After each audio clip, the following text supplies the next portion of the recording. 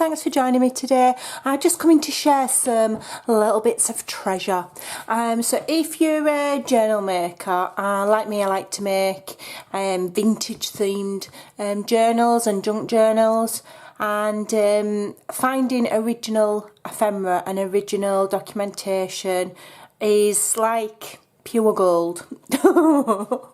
Or finding awesome things to make your journals with is pure gold. So I just thought I'd share a couple of things that I've got today that I consider pure gold for journal makers, and I've got these from charity shops. So I can't replicate it, I can't get you one, but sometimes it's just really interesting to see what people manage to find. I love finding or seeing what other people find for the journals, and what they turn old books into. One lady that finds a lot of old things where she lives is Ephemera's Vintage Garden. If you type that into YouTube, you'll find her channel, and she uses a lot of old books as the basis for her journals, I beg your pardon, and I've kind of I really like that idea, and I've started to do that as much as possible. I've still make some of my own covers, but if I can find a nice book that I can use, then I will. So anyway, first of all, I want to share this one. Now, there's a little bookshop, second-hand bookshop in a village, a couple of villages away from where I live in Huddersfield, called Marsden.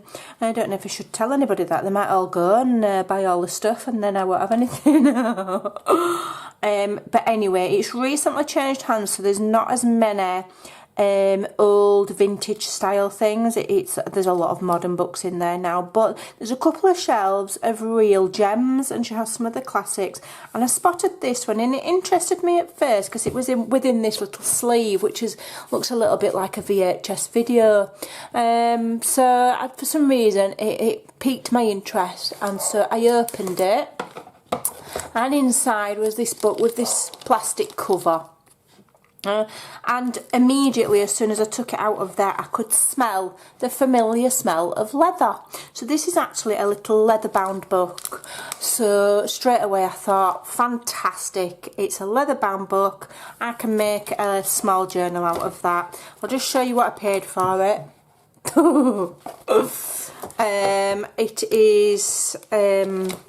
It is one of the classics. It's a Lorna Doone, so it's an old book, you know, it's an old story, an old book, and it is by Collins, and this edition was printed in 1952, so unless they printed subsequent versions of it, then this would be out of copyright.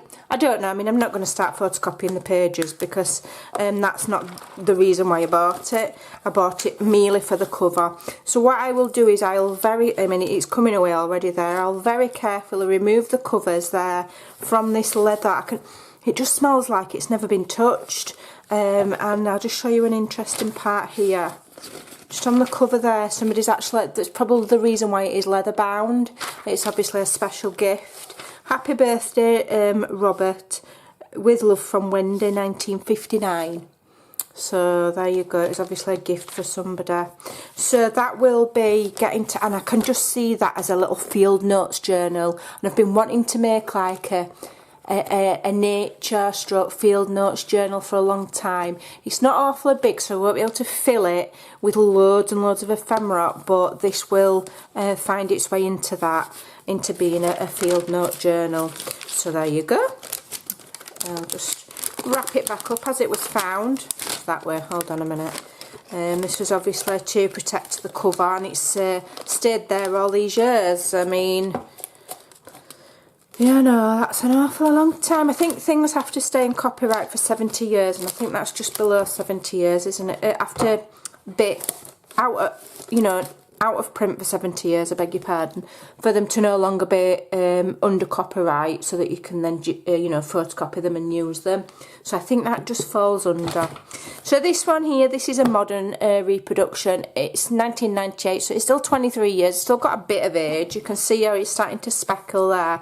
But I've picked this purely. I figured it was like a dictionary of some sort, but it didn't look proper. But I picked it purely for the beautiful cover. How stunning is that? It's absolutely lovely. Like a fantastic journal. And then as I've been looking, it's words and phrases. So in here, as you can see there, I've paid £1 for this one as well. So it's quotations. So for example, you've got quotations from Lord Acton, you've got Charles Adams, John Adams, I've seen Shakespeare in here. So I'm gonna, when I deconstruct it, I'm gonna look at it really carefully, because it tells you some great quotes that you can use, perhaps in your journaling. Yeah, so it's really, really great, is that.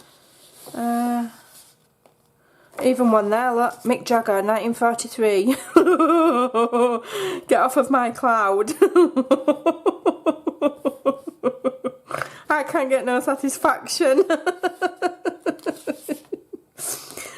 So he's got lots, you know, old and new. And this is actually #1. I remember seeing a #2 and thinking, oh, I don't need to buy both, but I might actually go back and get it just out of interest to see what it is. So there we go. And then here I've got some real gold, because this is, I paid 70p for this. It's quite large. It's larger than A4, I think. Let me get a piece of A4.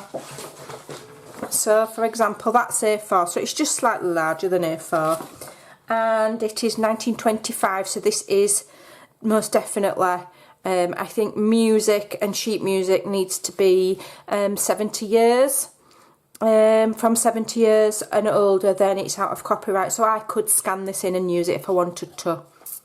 I'll probably just use it as it is in its original. So it's Chopin, it's just piano music, but look how lovely, and I don't know if you can see how lovely and yellow and aged the pages are. Beautiful, and it's quite a nice big thick one, so it'll last me quite a while. So I do pick these things up if I see them. I've not seen any in a while, but I tend to make sure I pick up the thick ones, because then you get them, I'm a bit tight. So there was a couple that were like, there might have only been about 5 sheets in them, and I'm like, not really worth it. But then 70p for this one, I thought that's fantastic. So you've just got to keep looking for them, keep scouring the charity shops, you know, and see what you can get. I do find that vintage things are getting a bit thin on the ground. I don't know why that is, whether we've people buy them up, or I don't know. I don't know what the reason is. I'm always looking for like postcards and letters, and there just aren't any. So I don't know what happens. Maybe when companies do house clearances, they just simply get rid of them and take them to the tip, which is an awful shame. But this will be absolutely lovely in my journal. So I'm alright for a little bit now for vintage music paper, thank goodness. This will make a journal, and this beauty most definitely will. So I just thought I'd share that with you, just for a little bit of interest. And yeah, don't forget to keep on checking your charity shops, because you just never know what you're going to find. I've been very, very lucky. £1 each for the books and 70p for the music paper. So there you go. Thanks for watching. I just thought I'd share that with you, and I'll see you again soon. Bye for now.